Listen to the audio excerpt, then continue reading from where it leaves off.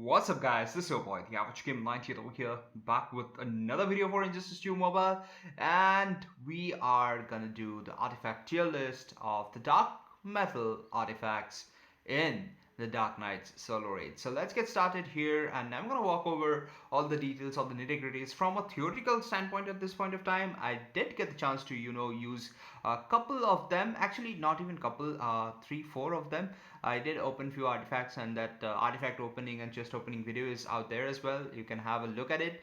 And this is my first impressions as well from using them, and the theoretical aspect as well as to how to use them in raids to do more amount of damage. So let's get started here. At number 10 we have the Crime Alley gun. So this is called the Crime Alley gun. Let me place myself here. I think yes. Now this is called Crime Alley gun, and this is at number 10 for obvious reasons. I mean, it has 86% chance to increase the damage up to 120%, which is good, but it has, if unsuccessful, damage is reduced up to 20%. Effect rerolls every 15 seconds. I mean, so every 15 seconds it rerolls, and if you are unlucky like me, then you would end up, having literally 20% reduced damage throughout the entire match. 15 seconds means you are gonna get like 12 rerolls, not even 12, 11 rerolls of this particular, like strategy here. That is this chance to either increase the damage or the decrease of the damage.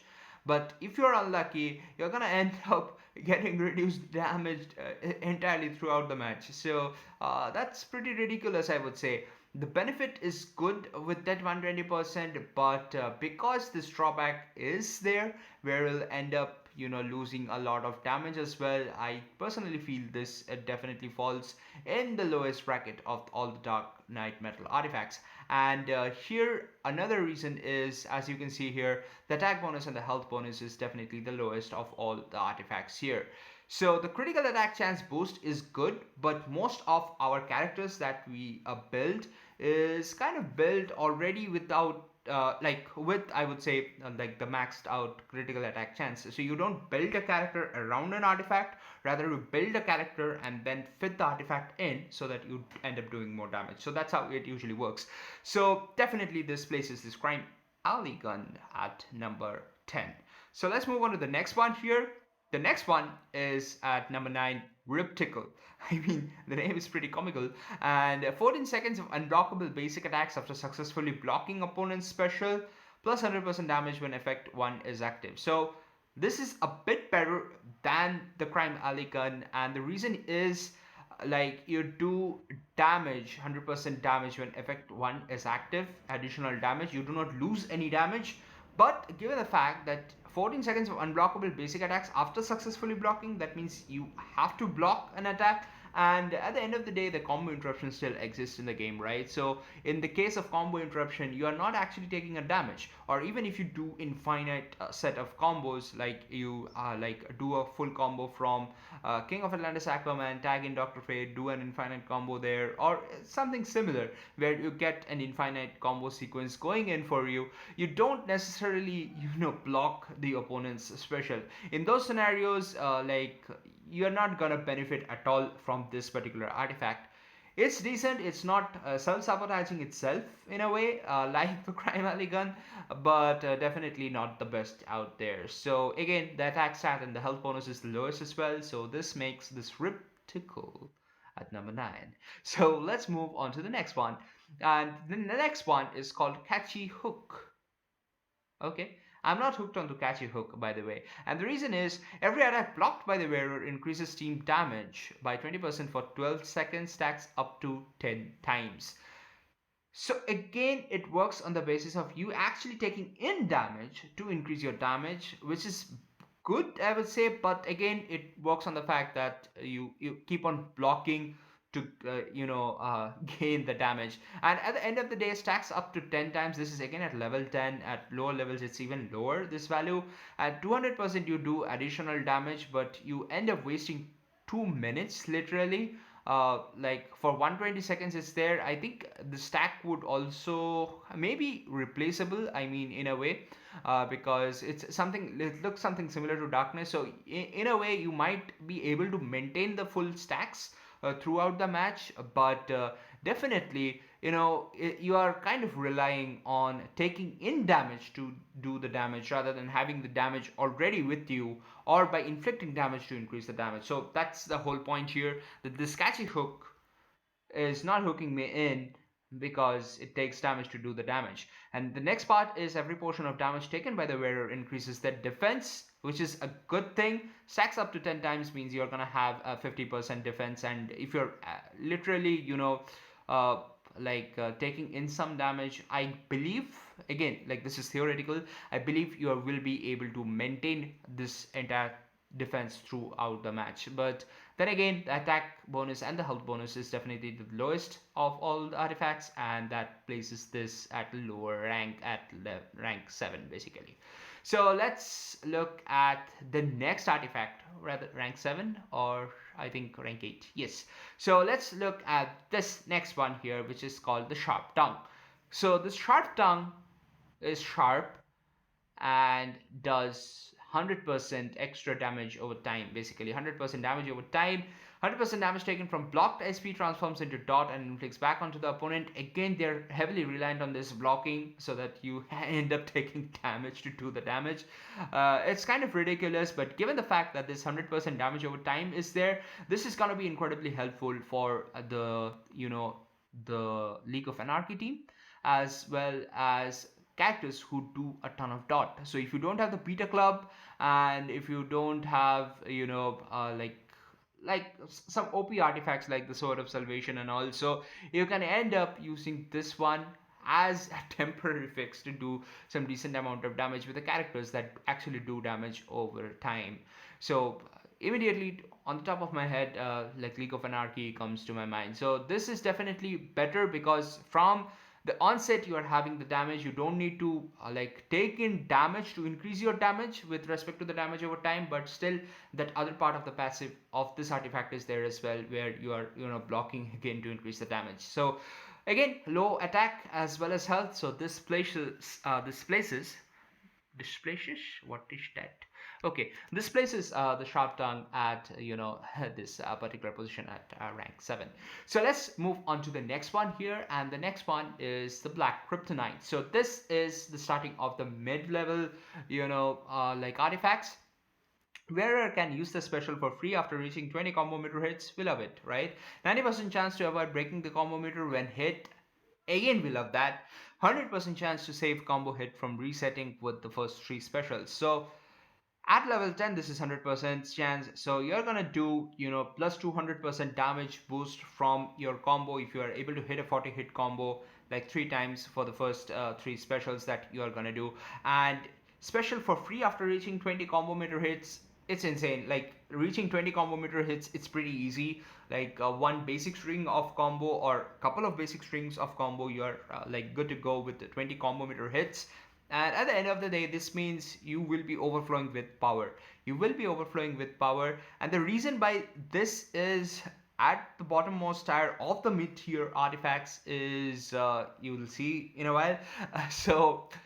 It is OP, but the other ones are just a bit better. And this is definitely worthy to keep. I'll say if you are having this, do not shatter it because it's fun to use. And given the fact that it gives free specials, so it's gonna be pretty awesome, and especially for the ones where you have high special power costs like power 7 and power cost 7, power cost 5 for the special abilities 3. So this is gonna be interesting to use on Predator Batman, because Predator Batman has 7 power cost, or yeah, you do get the point, right? So it's technically having Dr. Fate in your team without Dr. Fate being there. So it's a pretty interesting artifact. So let's move on to the next one here. And the next one is the Jokerized Venom. While opponent is tagged in, their attack and defense are decreased by 6% every seconds against the wearer, up to 90% reduction. This means in the first 15 seconds, the opponent's defense has decreased by 90% and their attack stat has decreased by 90%, which is fun. which is fun. That means you are gonna be mitigating a lot of amount of damage for yourself, and as well as increase the damage for yourself, because as the defense of the bosses decrease, you are gonna end up doing more damage. But why is this, like, it sounds very OP, right? But why is this, placed at this particular ranking? Like, it's at fifth, and the reason why this is at fifth is because most of the bosses in solo raids do not actually have defense.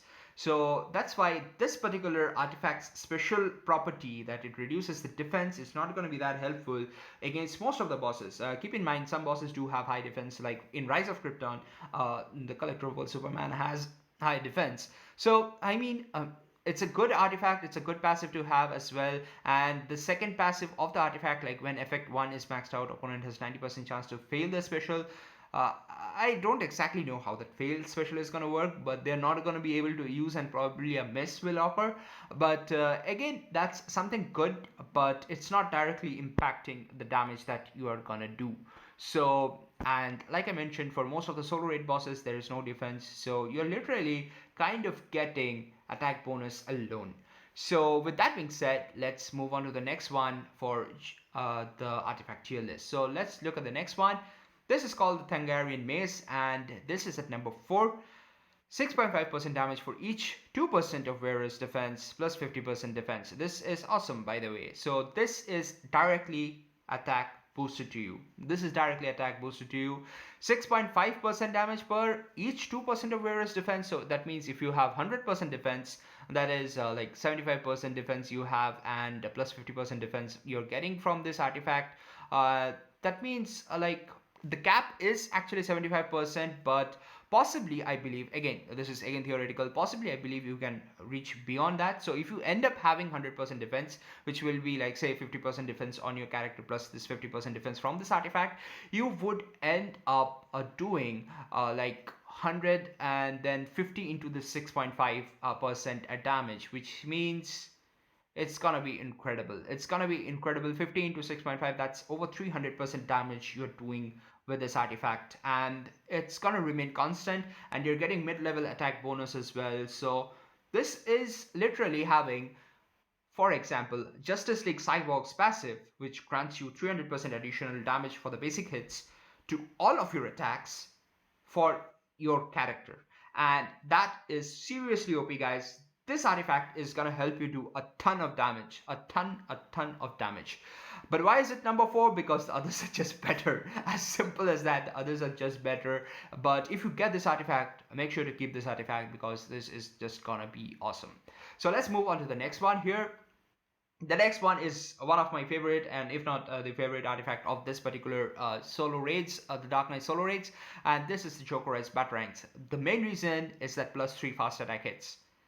Guys, it's crazy how this +3 fast attack hits is gonna impact, and given the fact that every basic attack inflicts 200% more damage, that ignores defense, it ignores defense, it ignores defense, that means it's basically dot without resistance, guys. It's basically damage over time without resistance, and this has an incredible potential to do a ton of damage. And after every special, and with the Batman Ninja team, you can still use this one and do a ton of damage. And I believe this is the Beta Club 2 here. The Beta Club 2 is particularly this artifact, because definitely this is gonna do huge amount of damage. Like, I tested it out in T8 raids, and it ended up doing 40 million odd damage when it was just at level 2, and that is pretty incredible, because you don't get like increased duration of the poison as well on the successful special.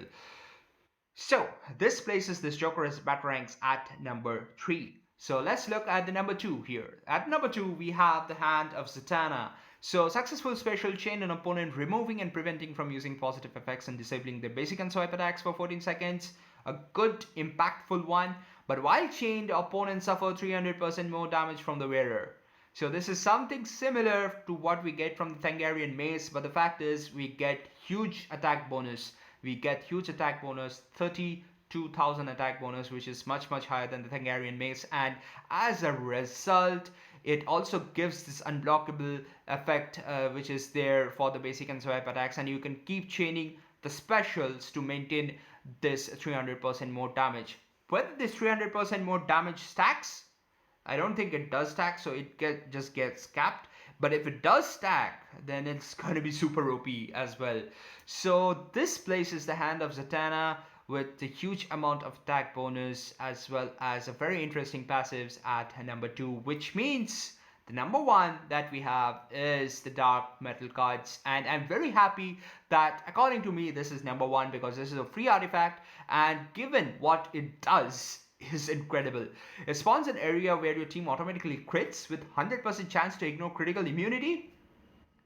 Guys, that's awesome. That means Suicide Squad Harley Quinn, which has complete critical immunity, is gonna be critically damaged. So that's gonna happen if your respawns in another place, so that means you have to shuffle around in the battle a bit. But what is constant is plus 200% critical attack damage. Critical attack damage can exceed cap.